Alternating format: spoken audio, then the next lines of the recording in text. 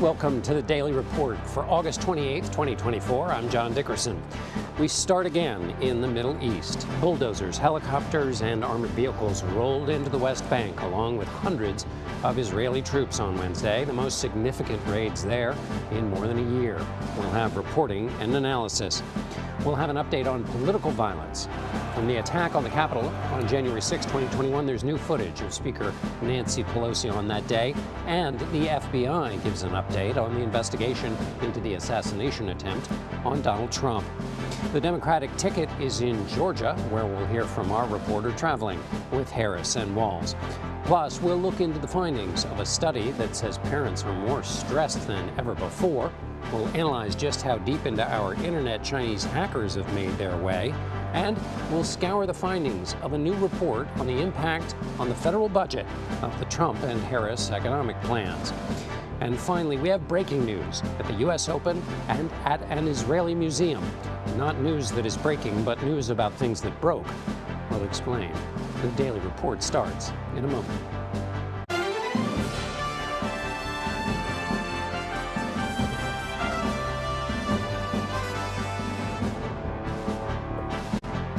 Hello, thank you for joining us.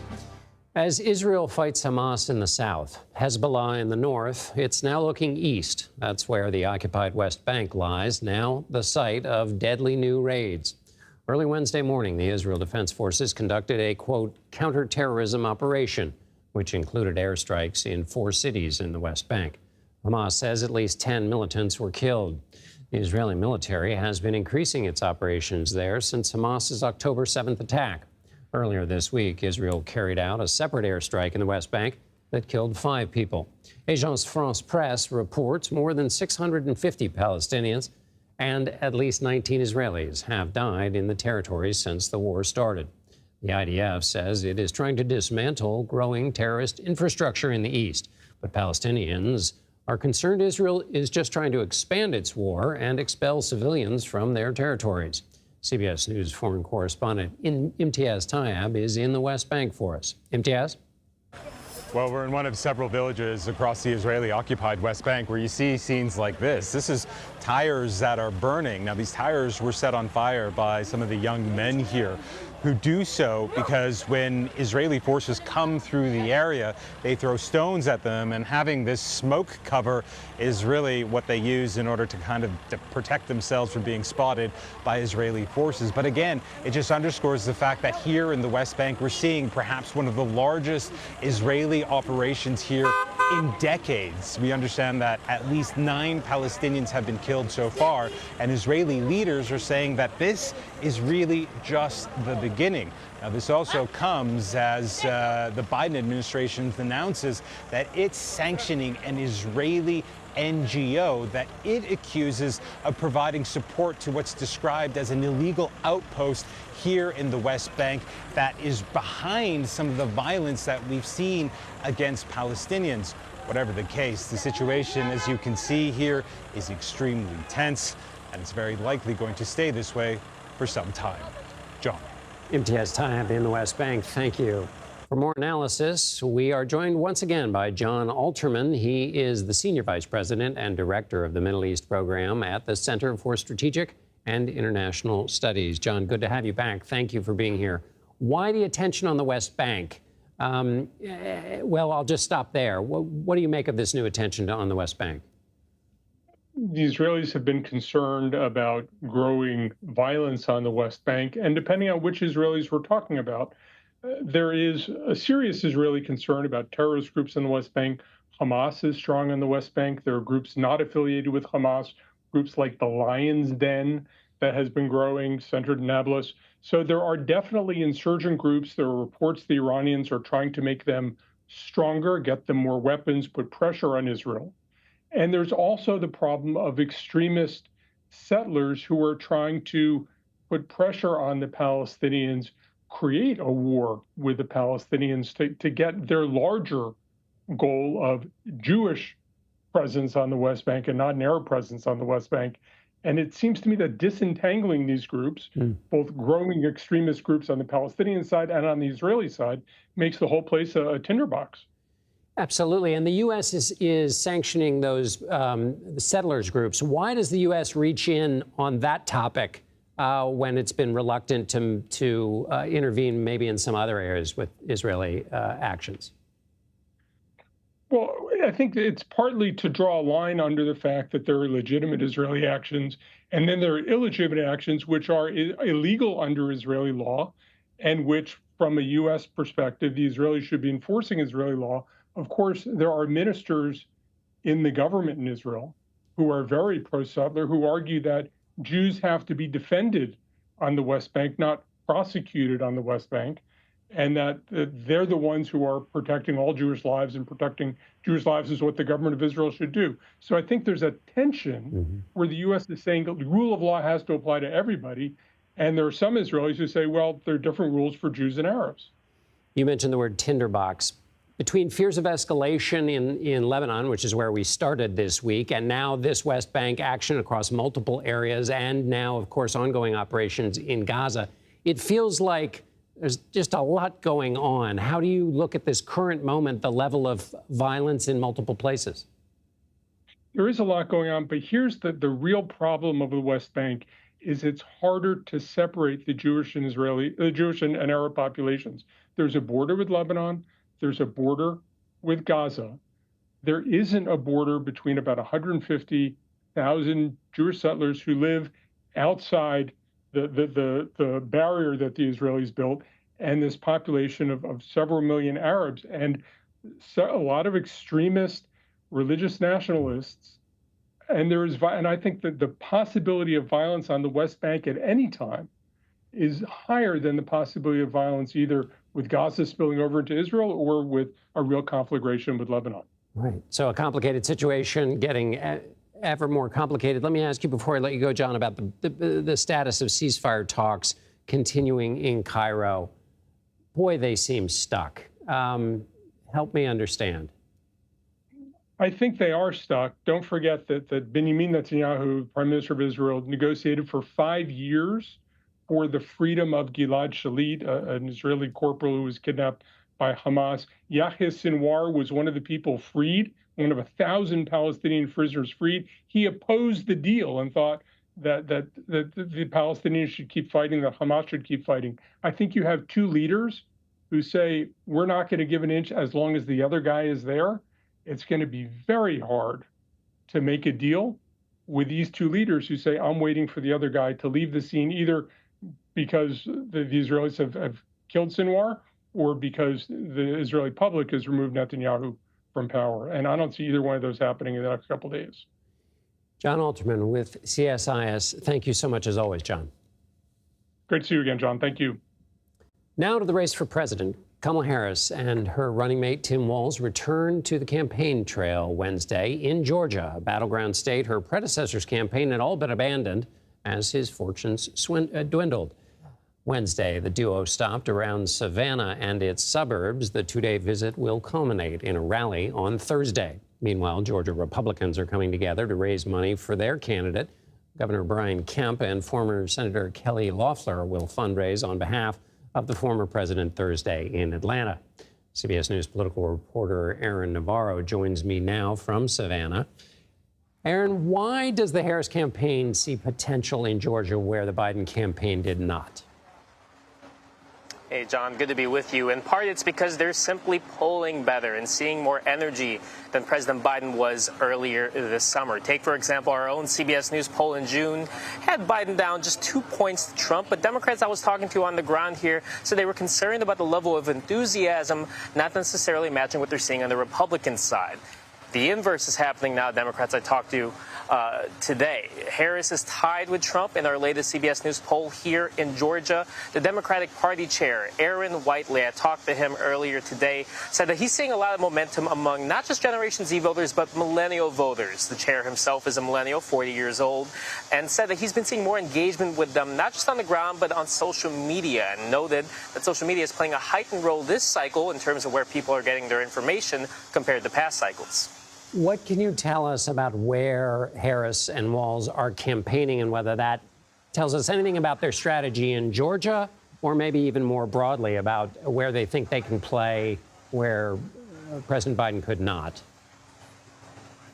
Yeah, so they were going to come here regardless. They had postponed a trip due to Hurricane Debbie to Savannah, but they argue that they are going to play in the rural counties. They have an office in Valdosta, which is in a county that Biden lost by just 5,000 points, but more of a rural suburban county outside of here in Savannah.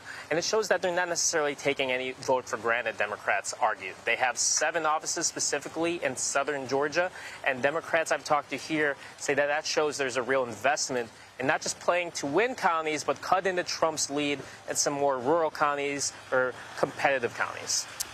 And finally, Thursday, the Republican governor will host a fundraiser for Donald Trump.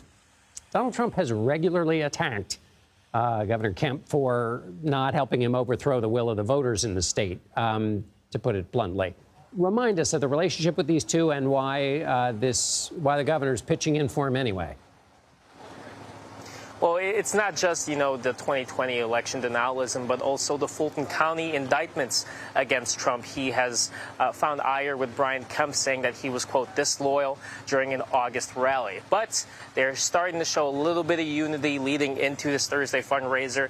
An advisor for Kemp said that Trump's policies will help him win the state of Georgia. Trump responded saying, together we will, quote, make America great again. But it's important, and it's a fascinating political dynamic, especially considering Kemp throttled Trump's back primary challenger to Kemp in 2022. Kemp won that primary by close to 50 points. And you're seeing the two at least play ball, play nice, leading into the closing months of this election. Even after Trump said disparaging things about Kemp's wife. Aaron Navarro in Savannah, Georgia. Correct. Thank you. A senior FBI official says the gunman who shot former President Trump at a campaign rally in Pennsylvania last month saw the event as, quote, a target of opportunity. Not a politically motivated attack, but the closest large-scale major event at which he could create a spectacle.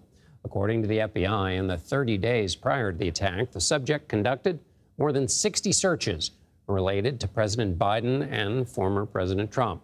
Some of the research related to an attack went back as far as 2019. Newly released video from January 6, 2021 shows then House Speaker Nancy Pelosi's anger and frustration as the assault on the Capitol unfolded. Footage turned over to Congress by HBO, which aired a documentary on Pelosi filmed by her daughter, reveals Pelosi's conversations with staff as she is transported to a secure location away from the rioters.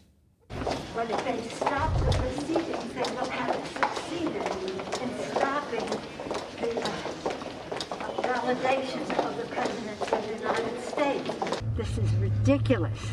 You're going to ask me in the middle of the thing when they've already breached the inaugural stuff that should we call the Capitol Police? I mean, the National Guard? Why weren't the National Guard there to begin with? Video also shows Pelosi referring to former President Donald Trump as a, quote, domestic enemy, one day after the attack. Former Nevada politician Robert Tellis was found guilty Wednesday of murdering an investigative journalist in 2022. Tellis was accused of killing Jeff Gehrman after he wrote a series of unflattering articles about him. The ex-politician maintained his innocence throughout the trial, arguing that he was framed. CBS News correspondent Carter Evans joins us now from Las Vegas. Carter, how did Tellis's defense argue his alleged innocence, and how did the prosecution counter? Well, so the defense was pretty much hemmed in by Robert Tellis himself because he wanted to testify on his own behalf, something his defense attorney recommended against. And what he did was he did what's called testifying by narrative. And he got up there and just spoke to the jury and gave them this about how that evidence was planted. The prosecution came back and said, this just doesn't make sense. When you think about the people he is saying framed him, why would they kill the reporter who ultimately helped get him out of office? So that's the prosecution's case, basically just saying, does this make sense to the jury? And ultimately, the jury decided, no, that story did not make sense. So how much time could Tellis be facing? Well, he could be facing life in prison without parole, and that's what the jury is going to decide right now. We've already heard victim impact statements from Jeff Gehrman's family. His siblings, 4 of them, spoke about their life growing up with him and how they all moved here to Vegas to be together.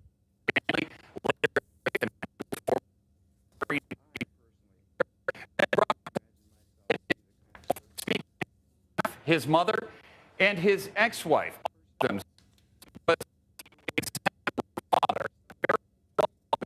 All right. Carter Evans in Las Vegas, where the internet connection is not super strong. The nation's top doctor wants something to be done about the stress facing parents. Up next, the factors that caused the Surgeon General to write up an advisory and what the solutions might be. Plus, remember those Canadian wildfires last year that sent smoke down to the United States? New data from NASA shows us just how bad they were for the planet. You're streaming the Daily Report.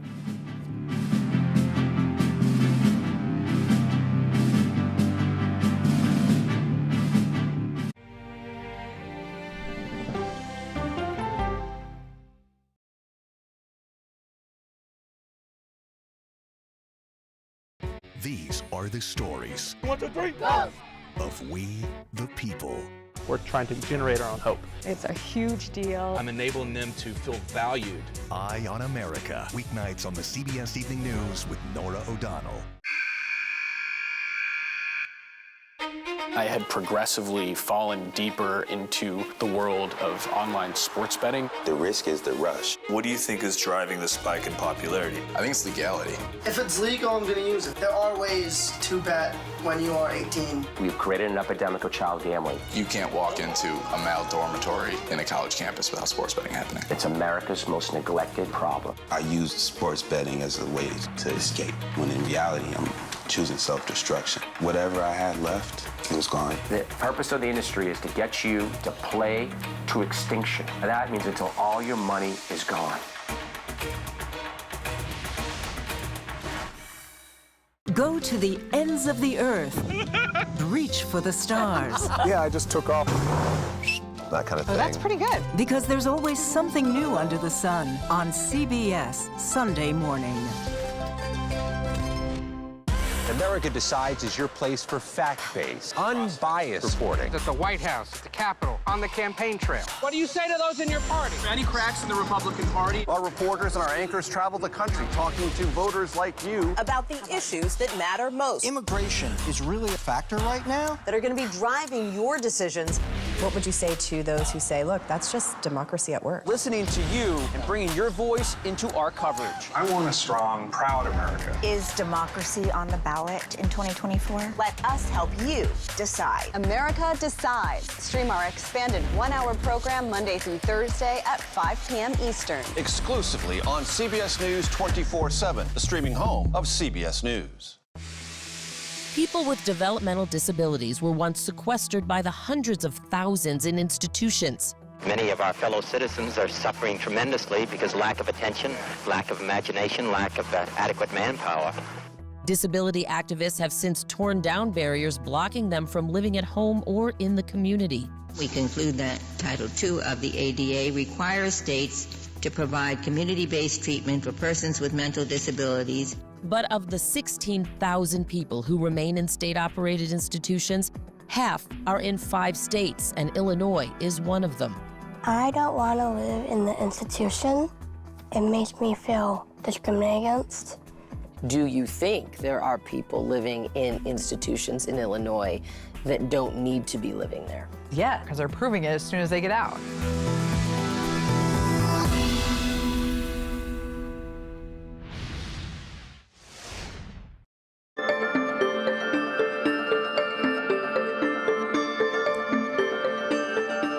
It is universally accepted that parenting is difficult, but now the U.S. Surgeon General says parenting may be hazardous to your health. Dr. Vivek Murthy wrote an op-ed in the New York Times Tuesday titled, "Parents are at wit's end. We can do better." He issued an advisory calling attention to the stress and mental health concerns facing parents and caregivers. A recent study from the American Psychological Association backs this up. It revealed that nearly half of parents report overwhelming stress most days, compared to 26% of non-parents. Dr. Robin Gurwitch joins us now. She's a professor and psychologist at Duke University Medical Center. Doctor, thank you so much for joining us. What's new about this advisory and the moment we live in? Is it that parenting has gotten harder, or the way we think about parenting is harder? What's going on? Yes. Yes, thank you for having me. I think it's both.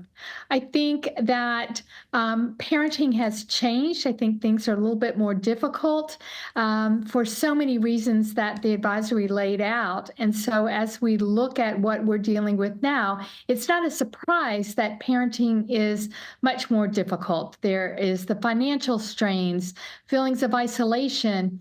You know, when I was raising my daughter, I didn't have to worry about AI. I didn't worry about cyberbullying. I didn't worry about social media. I didn't worry about school shootings. So some of the issues facing parents today are very different than they were, say, 20 years ago.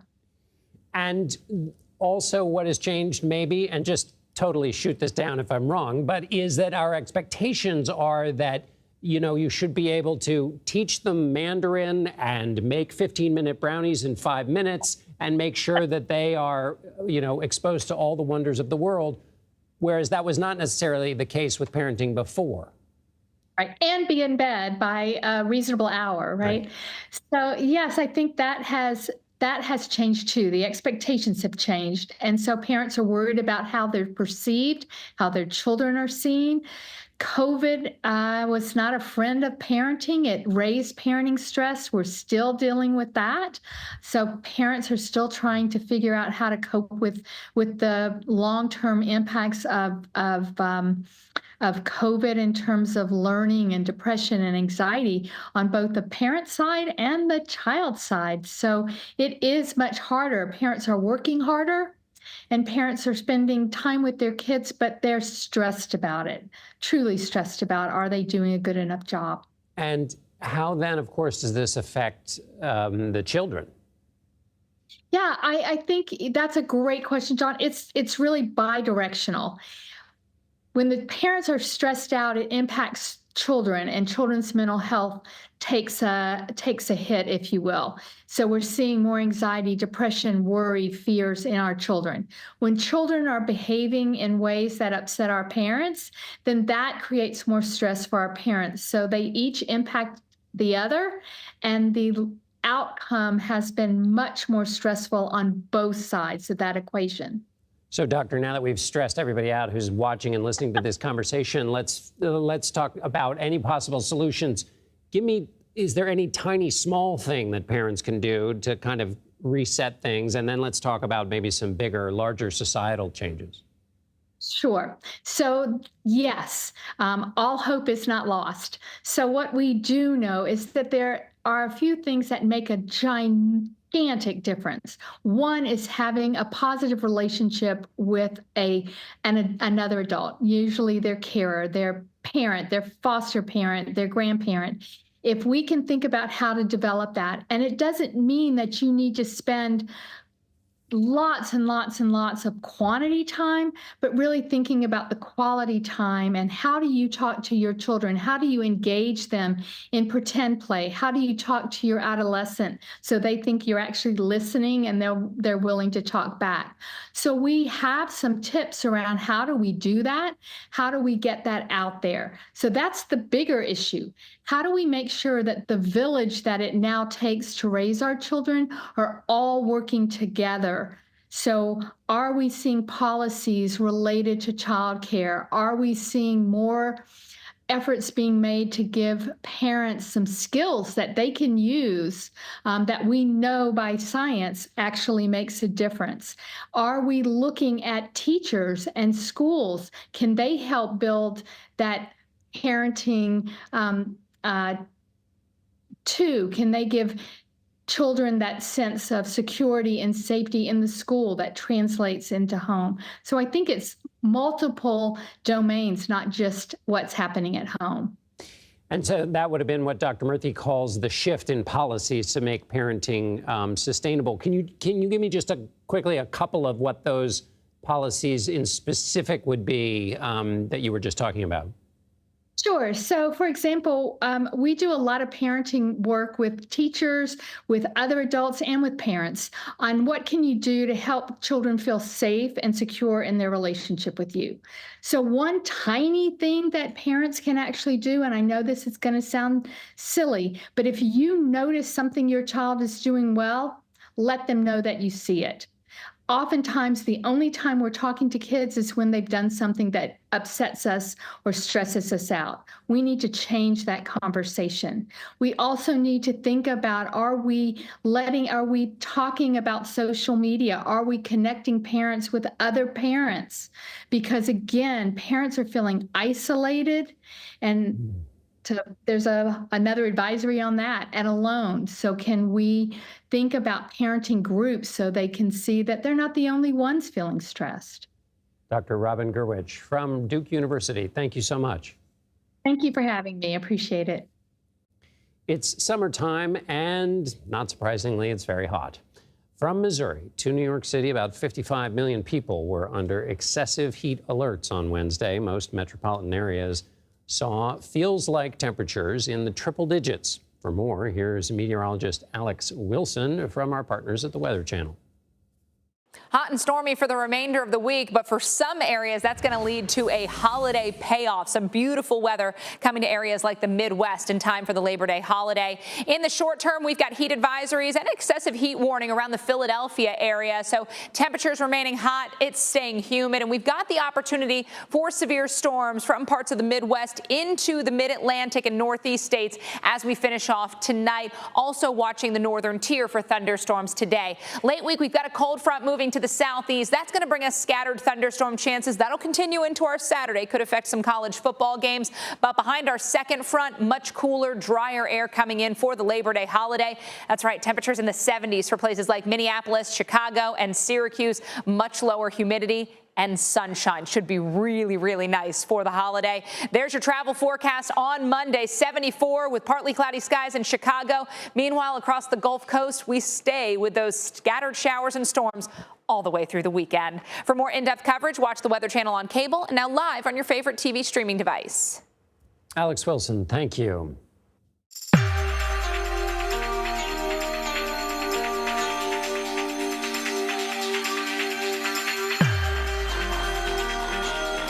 The wildfires in Canada last year burned nearly 58,000 square miles of land.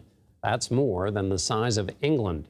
And now, new data from NASA shows more about how all this smoke affected the climate. The study, published in the journal Nature, says the fires released about 640 million metric tons of carbon. That's 4 times the amount of fossil fuel emissions Canada produces in 1 year. Scientists say that as these burned-out forests regrow, though, the Earth's ecosystems will be able to reabsorb that carbon dioxide, but they warn if more fires erupt, forests may not be able to keep up. The fires burned for about 5 months last year. They turned the skies here in New York orange last summer and caused air quality alerts across the United States. New reporting sheds light on China's efforts to spy on Americans, coming up what Beijing wants and what it could mean for U.S. cybersecurity ahead of the election. You're streaming the Daily Report.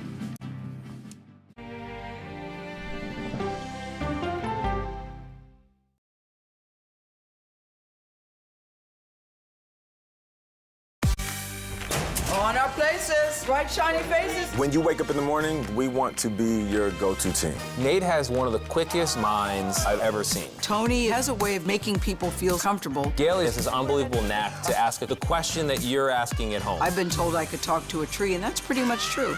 I don't go to work in the morning. I go for coffee with my 2 good friends, and we talk about the world. Your morning routine just got better. CBS Mornings, weekdays at 7. It didn't seem like anything could happen, because nothing ever happens in East Palestine, but it did.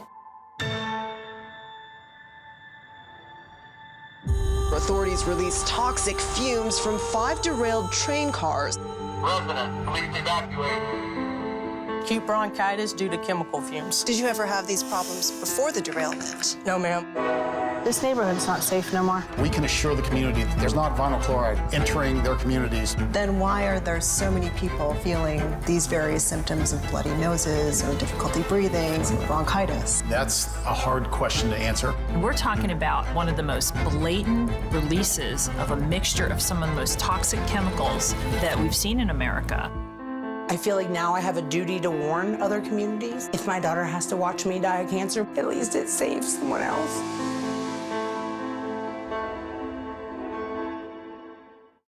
This case. It's like a screenplay, something straight out of Hollywood. But it's not fiction. It's 48 hours. Human remains found this week. 4 families shattered. There's no physical evidence. The mystery would haunt investigators for years. There's some questions that have to be asked and need to be answered. Like a John Grisham novel. A gripping true crime original. 48 hours. Now streaming on the free CBS News app. Stories that inform. You can be really old at 60, and you can be really young at 85. Inspire. How do we unlock the power within ourselves to be who we want to be? And brighten your day. The best part of fame is making people feel good. Always send the people home happy. Make every day a little more like Sunday morning. Here comes the sun. Stream now on the free CBS News app. Hello, everyone, and welcome to our Dragon capsule here in space. Sightseers in space, the thrill of a lifetime. Seeing the Earth from space, it was so exhilarating. But the risks that come with the territory. There have been 4 fatal accidents. That's a 1% fatal accident rate. Might make you look before you launch. If you had 1 out of 100 airplanes falling out of the sky, we'd have a public crisis. Space tourism, now streaming on the free CBS News app. Welcome back to the Daily Report. I'm John Dickerson. Here are some additions to our top stories. A government watchdog group says President Biden approved construction for that aid pier in Gaza, despite concerns about the possibility it might fall apart, including the pier was only operational for about 20 days because of those concerns came true. This comes as the World Food Program announced it is suspending employee movement in Gaza after one of its teams was hit by gunfire near an IDF checkpoint. President Biden's latest student loan forgiveness program is being argued in the appeals courts, and the Supreme Court, for now, has decided not to restore the program until there is a determination in those courts. The plan aimed to cap monthly payments for borrowers based on their income and the shortened repayment period. But several GOP-led states challenged it, arguing it would cost $475 million, not approved by Congress. Flight attendants at United Airlines have voted to authorize a strike. It won't actually happen, though, unless talks between the union and airline hit a standstill. Some sticking points in negotiations are an increase in base pay and schedule flexibility. China-backed hackers have breached U.S. internet providers in order to spy on Americans. That's according to the Washington Post. The report says, quote, the unusually aggressive and sophisticated attacks include access to at least 2 major U.S. providers with millions of customers, as well as to several smaller providers. A spokesman with the Chinese embassy denies the allegations. The reporting comes as U.S. National Security Advisor Jake Sullivan is in Beijing as a part of efforts to keep lines of communication open and avoid major conflict between the 2 nations. John Holtquist is the chief analyst at Mandiant Intelligence at Google Cloud. Thanks so much for being with us. What is this allegation? What does this allegation suggest that these hackers can see into? I mean, can they now look at all internet traffic? What's the exact nature of the hack that's alleged here? Well, you could use access to ISPs to collect intelligence on a variety of subjects. Really, what's going on here is, in a lot of cases, actors are trying to move upstream, right? So they want to hit organizations or companies or technologies that basically have customers, so that they can leverage that access to move down to several customers and target their information. So earlier this year, we reported that Chinese hackers have been targeting U.S. infrastructure for at least 5 years. Is this a distinct operation from that? The group that actually publicized a lot of this research has connected this incident to that group, which is probably best known as Volt Typhoon. That group is particularly, disconcerting because they are targeting critical infrastructure all over the United States, and we believe that they are essentially, it's not necessarily a sort of classic intelligence operation, but really an intelligence operation that's designed to prepare for a disruption. So to prepare for a disruption means they just sort of hang out, and then when the time is right, they sow chaos in critical infrastructure. Exactly. So we can see them in a variety of different organizations, everything from water, rail, power. They're also in telecommunications and several other sectors.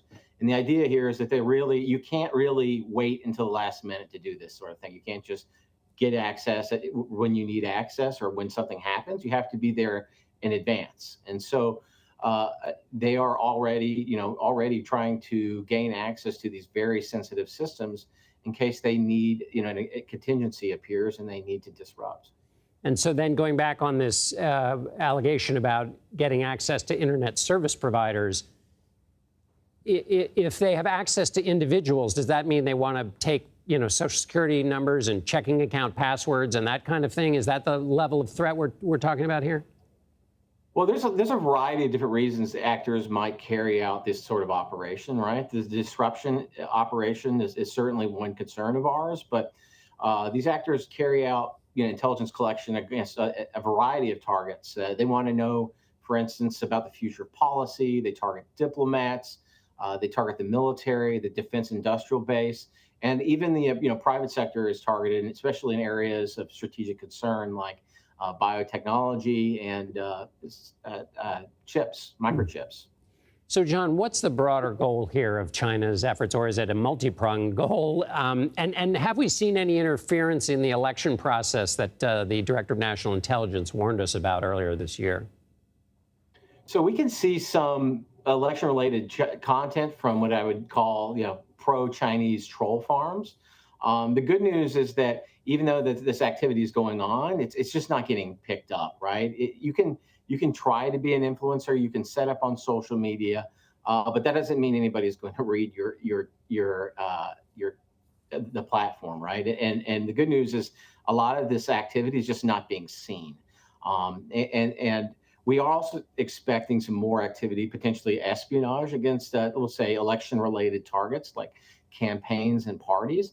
That's something that's actually become quite common. So if you think about these actors, their goal is to look into policy and predict policy for their sponsors. And, when elections happen, a lot of policy is getting created at the party level and at the candidate level. So we expect a lot of espionage to actually shift away from government spaces into these party and campaign spaces.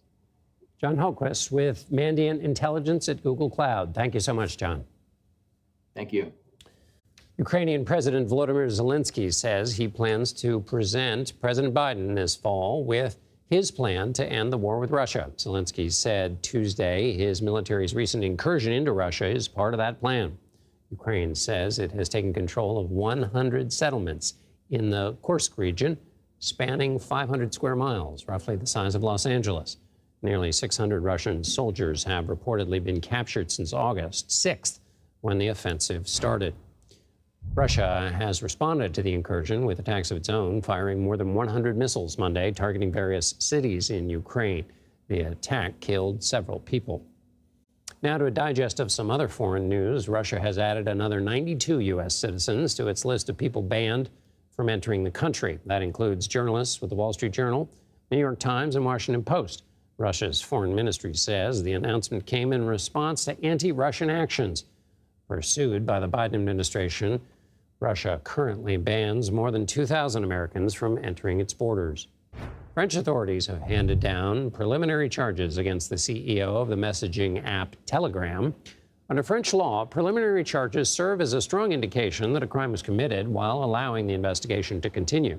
The Russian-born tech mogul is under scrutiny for claims he allowed criminal activity to spread on the platform. He's been ordered to remain in France for now. Italian prosecutors say an engineer and a sailor who were on watch duty the night a superyacht sank off the coast of Sicily are under investigation for possible manslaughter. That's according to Reuters. The ship's captain is also a subject of the investigation. According to his lawyers, Several people died in the incident earlier this month, including a British tech entrepreneur and one member of the crew. Many retirement savers are seeing big gains. Nearly 500,000 401k accounts had balances of $1 million or more in the last quarter. More details ahead. You're streaming The Daily Report.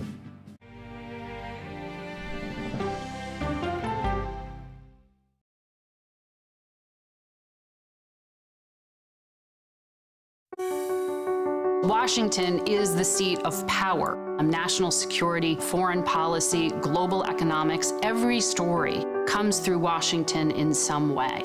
We bring some of the most powerful voices in America to the table. We don't just ask the questions, you have to go deeper. We try to understand what's at the heart of the issue we're talking about, to then come forward with solutions. Face the Nation on CBS.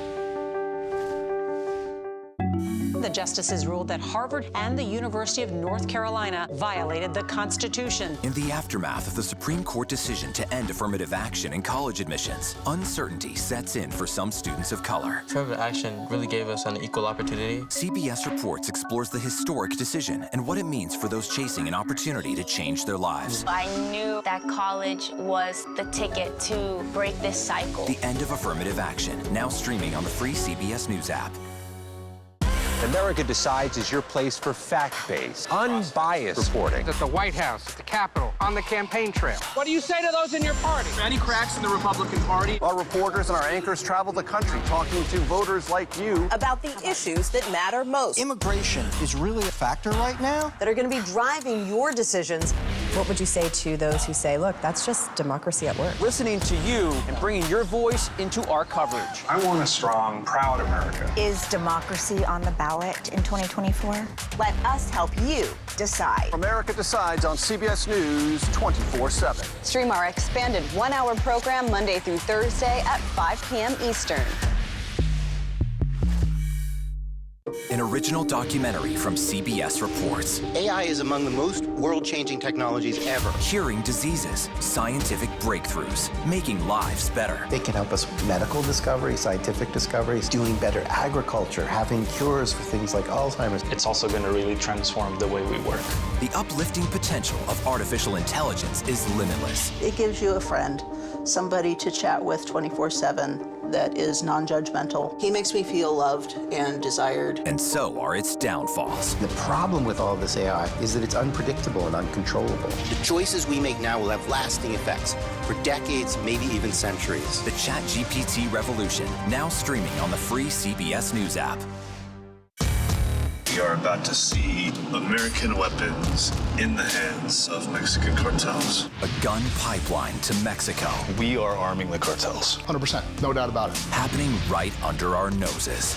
Who's doing something about this? Nobody. A CBS Reports exclusive. Most Americans have no idea that we are effectively arming the enemy next door. This is the story the American people need to know. Arming cartels, now streaming on the free CBS News app. Former President Donald Trump's tax and spending proposals could send the national debt soaring.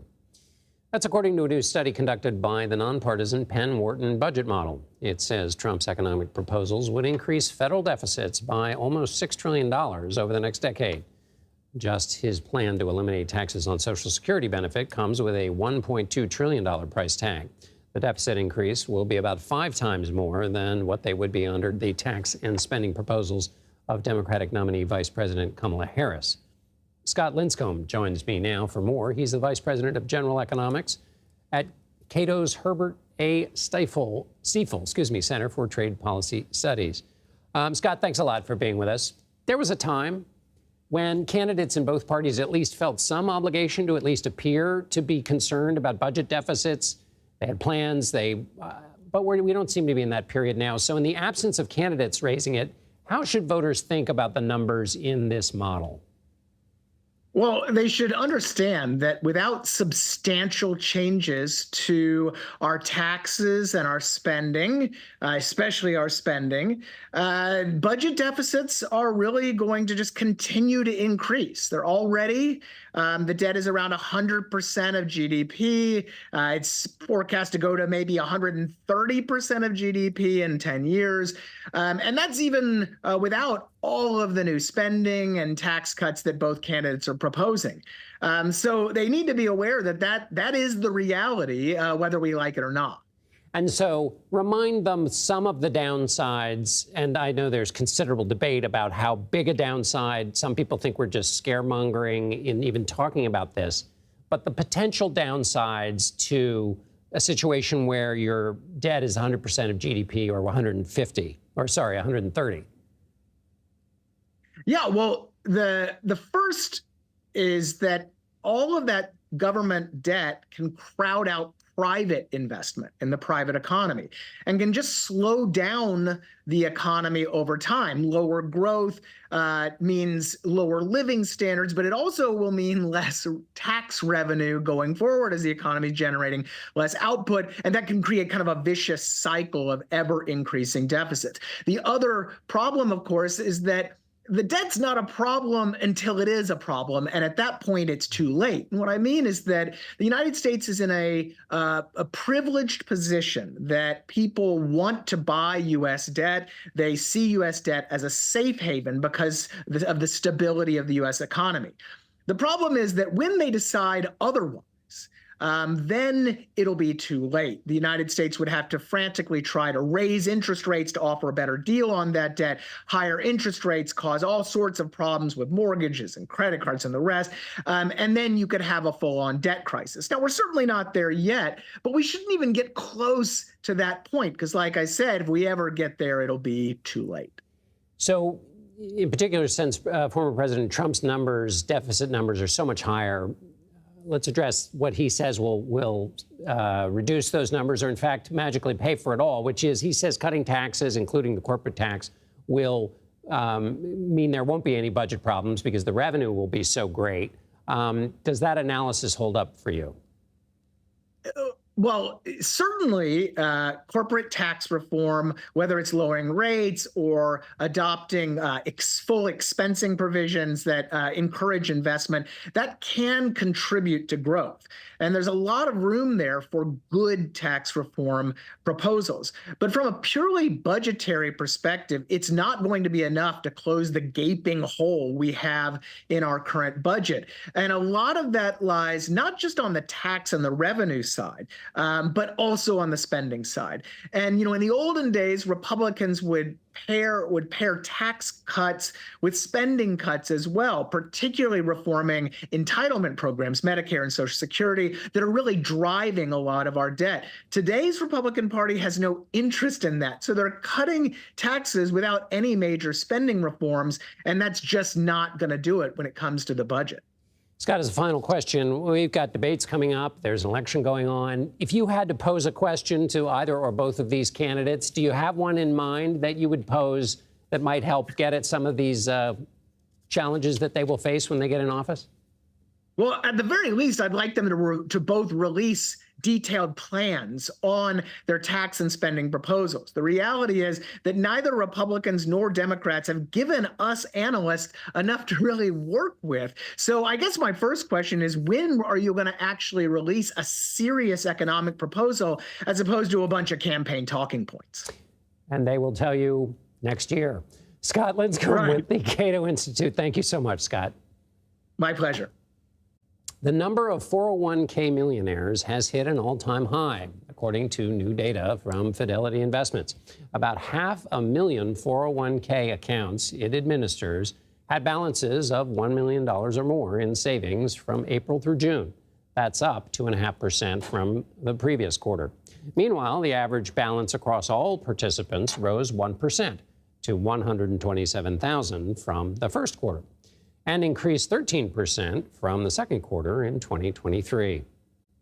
With the growth of audio platforms like Spotify, celebrities are discovering podcasting and can find out it's just as fruitful as the careers that launched them into stardom. NFL star Travis Kelce and his recently retired brother, Jason Kelce, just signed a deal with Amazon's podcast network, Wondery, for their sports podcast called New Heights. The 3-year contract is reportedly worth $100 million, more than either brother earned for winning Super Bowls. Football stars aren't the only established podcasters to break in millions for their voices. Alex Cooper's Call Her Daddy podcast reportedly agreed to a $125 million deal with Sirius XM, and Spotify has paid $250 million to keep its top-performing podcast, The Joe Rogan Experience. Not true with all podcasters. Children are naturally curious creatures, but one got a little too curious with a really old jar at an Israeli museum. We'll tell you what happened next. You're streaming the Daily Report.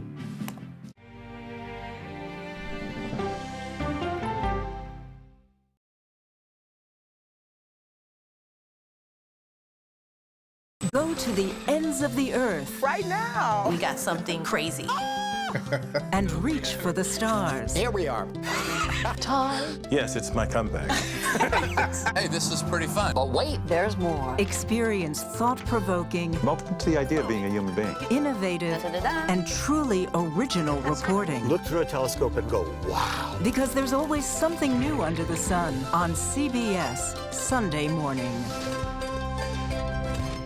At this moment, terrorists could be plotting another attack. 9/11 triggered a counter-terrorist system that included a secret database. This person needs a closer look. A growing list of nearly 2 million people, including some Americans who say they're innocent. For 1 hour flight, I have to spend 6 hours to go and come back. CBS Reports explores the system, the people responsible for it, and those pushing for change. I'm not fighting against them. I'm fighting for them to do the right thing.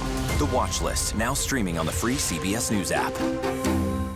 Don't miss true crime anytime you want, anywhere you go. With the 48 Hours podcast. Real crimes, real lives, real justice. There's some questions that have to be asked and need to be answered. Listen to 48 Hours on Apple Podcasts. An original documentary from CBS Reports. Imagine yourself in Manhattan with no police, no army, no mayor. The people of Haiti stare down poverty, corruption, natural disasters, and violence. 90% of the guns that are used by gangs in Haiti are American guns. But with an unbreakable spirit and eternal optimism. There are days where I cry, but we can't be discouraged. We still believe in Haiti. They're still able to look ahead with hope. Haiti is on the brink of transformation, a radical shift. Haitians are coming together and saying things must change. Fighting for Haiti, now streaming on the free CBS News app. Hey there, welcome to The Uplift. I thought she was a groom, and I stepped back and I went, oh, you're the queen. She's going to be with me every instant that I'm alive. I just wanted to see if you'd go to Disneyland with me today. I look over at him and he's smiling. I'm going to remember that the rest of my life. They told us when he was going to be born, he was only going to live for 30 minutes. It's really a miracle that he's with us today. The Uplift. Stream now on the free CBS News app. When you wake up in the morning, we want to be your go-to team. On our places, bright, shiny faces. I don't go to work in the morning. I go for coffee with my 2 good friends, and we talk about the world. Your morning routine just got better. CBS Mornings. A CBS News investigation. People looking for love, finding their life savings gone. This could happen to anybody. And sometimes losing their lives. Anything for love. Now streaming on the free CBS News app. Houston, we have a problem. Again, the rescheduled Polaris Dawn launch was scrapped for a 3rd time Wednesday. This time, though, it was due to weather. SpaceX planned on Monday to send 4 civilians on the privately chartered flight for the first ever commercial spacewalk. The company says liftoff is not expected now until at least Friday, weather permitting. If successful, billionaire Jared Isaacman and 3 others will launch into an orbit that will fly them higher than any astronaut since the Apollo moon program. The initial launch was delayed because of a helium leak, the same issue affecting Boeing's Starliner capsule, which has prevented 2 astronauts from coming home. Meanwhile, the FAA has grounded the SpaceX Falcon 9 rocket and ordered an investigation. Here's what happened. A group of Starlink satellites successfully launched from Florida. But when the Falcon 9 booster returned to Earth to land on a barge at sea, there were flames, and then it toppled over. This breaks a string of 267 successful booster recoveries since early 2021.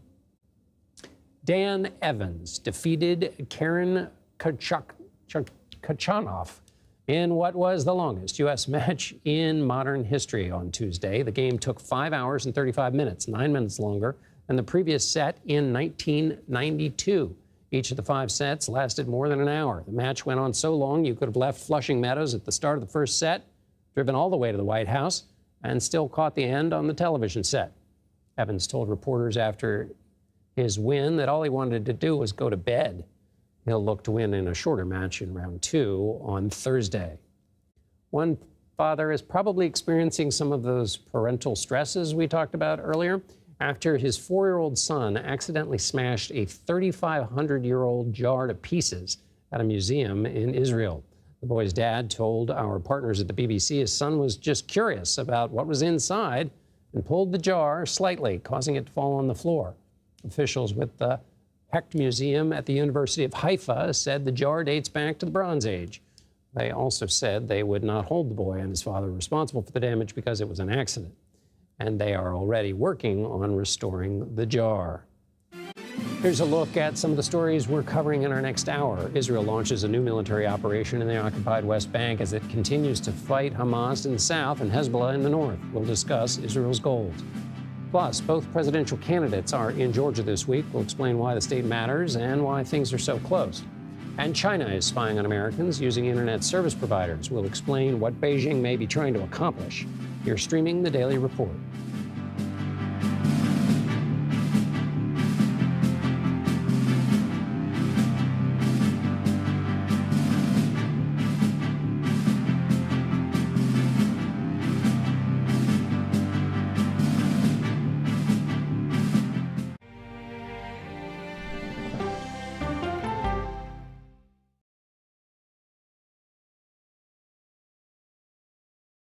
Okay, so let's just start at the beginning. Well, let me start with this. What is at stake here? What is the answer then? Do you know why? You want me to just keep going? Is that a good thing or a bad thing?